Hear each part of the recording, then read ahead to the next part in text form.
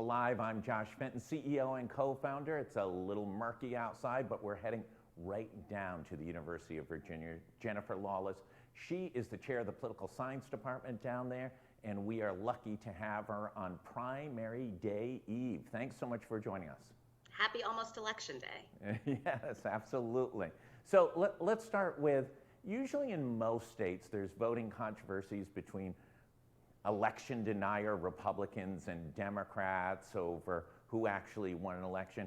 Here in Rhode Island, we've taken it to a new level. We can't even get the machines to work correctly, and the fight is all amongst election officials. Have you ever heard of such a thing? I haven't, and frankly, it's terrible. It's terrible because it plays directly into the worst assumptions that people make about voter fraud and election denialism and the inability of the United States to conduct elections. And so while we're dealing with these broader questions of democracy and counting votes and making sure that people's voices are heard, when there's this overshadowing controversy that calls into question those fundamental values, it keeps people home. Yeah, I think very, very worried about turnout tomorrow. Some of the campaigns are telling us usually the baseline for a Democratic primary is about 130,000 for a contested race. Some are warning that it could be as low as 100,000. And that's not counting the fact of, that was before these errors, and also the fact that it may actually rain tomorrow, which usually suppresses 5–10% of voter turnout. You could see a situation, a professor, in which the baseline Republican and Democratic primary vote of 160 to 170 could be all the way down to 110, a 50% loss in the amount of turnout here in the middle of one of the most important times in our state's history. And it's important to keep in mind that the baseline wasn't so high to begin with. If your projections pan out, then we're talking about more than 90% of Rhode Islanders not casting a ballot and not choosing who the eventual nominees are going to be. That flies in the face of democracy too, and it also flies in the face, I feel terrible for these candidates. I mean, as a former candidate, I know you're out there doing everything you can to encourage people to vote for you, to go to the polls, you're knocking on doors, you're braving the weather, you're going through a very hot summer, and at the end of the day, 9 out of 10 voters that you encountered are going to choose to stay home. And that's pretty defeating, and it also, I think, makes a lot of people feel like this is all for nothing. 2 weeks ago, I think by most estimations, Helena Foulkes was at about 20% of the vote. McKee and Gorbea were up around 35% of the vote, somewhere around there. Guesstimations, some undecided, Matt Brown's in there as well. But that was kind of the expectations. 2 at low 30s, she was down at 20. Nellie Gorbea, I think because of these issues, has seemed to have fallen. How far, don't know. Folks had Nancy Pelosi, the Speaker of the House, in yesterday. Nancy Pelosi was her mother's college roommate at Trinity down in Maryland, not Trinity in Hartford. And does that matter? Does Nancy Pelosi, Speaker of the House, coming into Rhode Island on a Sunday, seem like a very small crowd in attendance? Does that sort of thing have any big boost or any tailwinds? It can't hurt. I think that when you've got somebody who doesn't have political experience receive an endorsement and encouragement from somebody who might ostensibly be the most politically qualified woman in the country, that lends a degree of credibility. So at a time where you've got a relatively close race, you'd assume that some of these Gorbea voters are going to go somewhere at this point. Having Pelosi stump for you is not a bad thing. Now, a lot of people might not have been at the event, but we're talking about it. There will be coverage of it over the course of the next day and a half. I don't know if it's enough to win, but I can't imagine that it comes with the downside of somebody like Kevin McCarthy coming to Rhode Island for Alan Fong. Yeah, on the flip side, she's getting beat up on the negative ads. Negative ads broke very, very late, really only in the last week to 10 days, something I'd never seen before. But both the Gorbea ad and the McKee ad really tie Helena Foulkes to two things. One, that she laid off a lot of people while she was head of Hudson up in Canada, simultaneously to taking salaries north of $25 million during that period of time that she was laying off thousands of workers. And then secondly, her responsibility in the opioid crisis in her senior position. Just before that at CVS, which she's really struggled to take responsibility and assure people on this. Which matters more, Nancy Pelosi or laying off workers' big salary and opioid crisis? I think the opioid crisis matters more than anything else for a couple of reasons. First, voters like it when candidates take responsibility and apologize, or at least demonstrate that they've learned from something in their past. And she's unwilling to do that. So right off the bat, that is counter to what voters are looking for when it comes to candidates' leadership and competence and empathy and integrity. The second thing is, you can't walk across the street without meeting somebody who's been personally touched by the opioid crisis. And so this is not just some hypothetical issue where she hasn't taken responsibility. It's one where people were directly and continue to be directly affected by it. So it's hard to see how you can get around that. Now, again, it's a crowded field, which works to her advantage. And that's why a high-powered endorsement or, whether it be by a newspaper or the Speaker of the House does matter still to some extent. But it's hard to see how that would be enough to compensate for the CVS problem. Okay, let's go to Washington. I want to have a conversation about how's Joe Biden doing? He's so good. I mean, he's had several good weeks, and the Democrats have had several good weeks. And I don't think it's a coincidence that it's because Trump has reinserted himself into pretty much every political discussion. We can look back to 2 years ago and heading into the 2020 elections, and the best days for the Biden campaign were the days where Trump was basically pillaging himself. And that's what we're seeing again.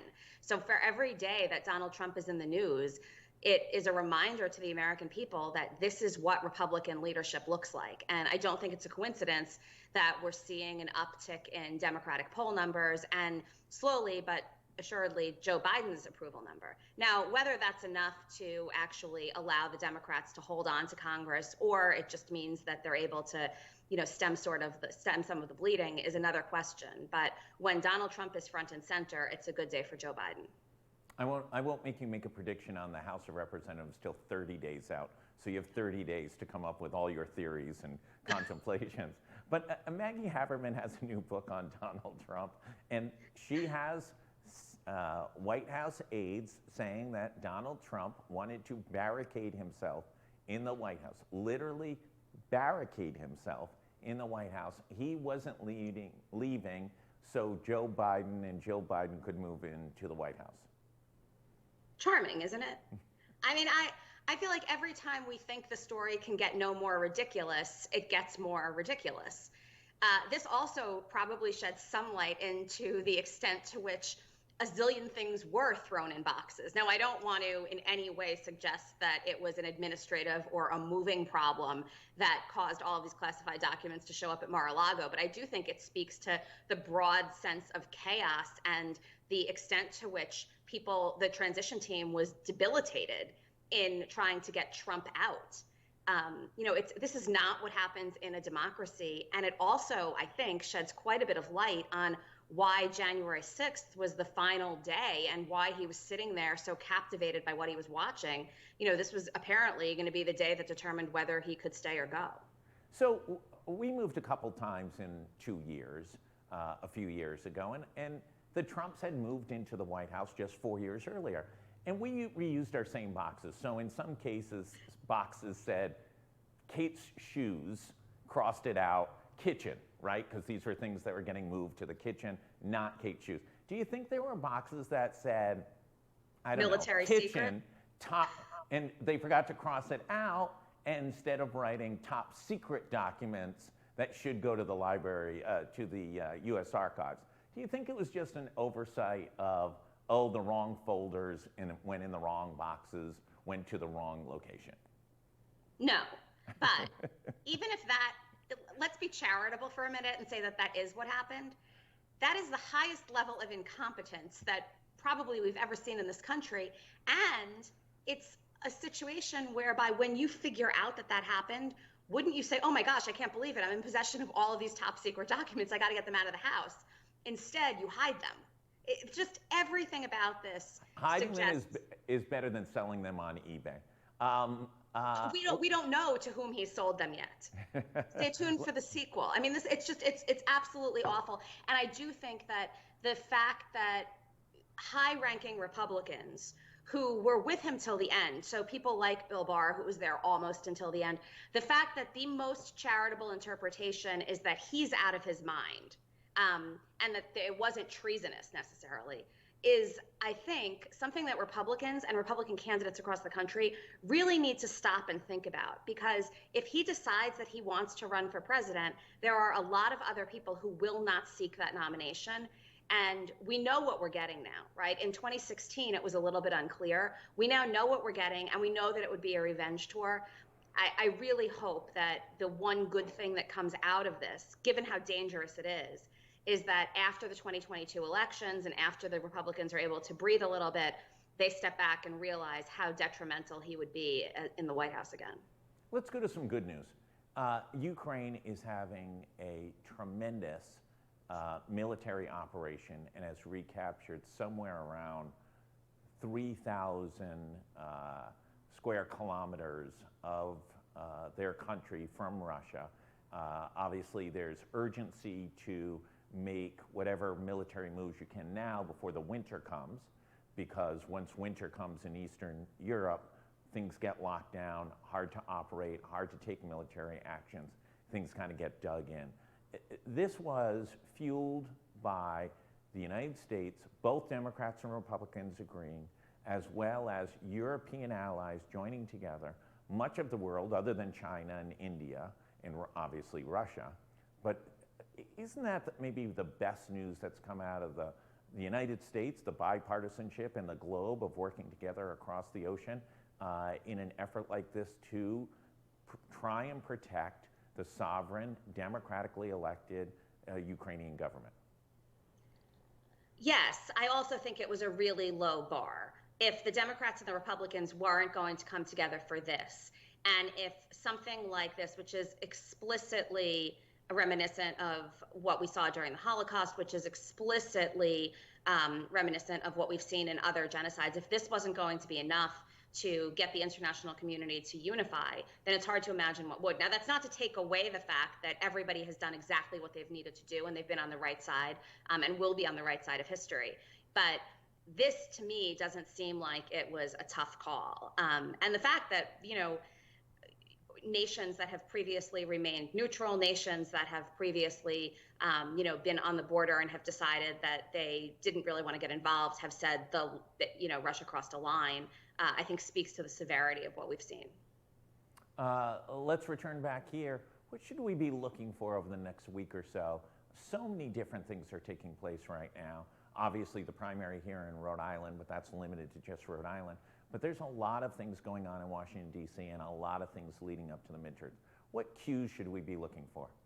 So I think a few things. The first is after Tuesday, after tomorrow, we're going to know across the country who all of the nominees are for Congress and for statewide offices, in all 50 states. Tomorrow's the last primary day.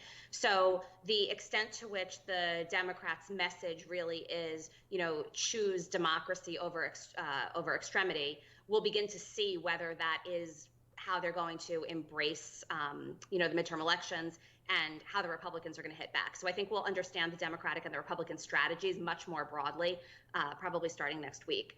The other thing is the January 6th committee has announced that they will be holding another public hearing this month. And that is going to, as we know, probably mean the release of additional information that we did not even know about that will be a problem for Donald Trump and probably a problem for some of these Republicans. So the additional information we get from the committee will likely shape campaign ads and the narrative as we get closer and closer to November. So, those are the two big, I think, communications pieces that we should be looking for the next 60 days. Professor Jennfer Lawless, University of Virginia, Chair of the Political Science Department. As always, greatly appreciate you taking the time to join us. For everybody else, stay tuned. It is the day before the big primary here in Rhode Island. Republicans have really no contested races, but on the Democratic side, governor, lieutenant governor, general treasurer, secretary of state, mayor of Providence, and the 2nd Congressional District are all up for grabs. Thanks everybody for tuning in. Stay tuned for much, much more. Please, please stay safe.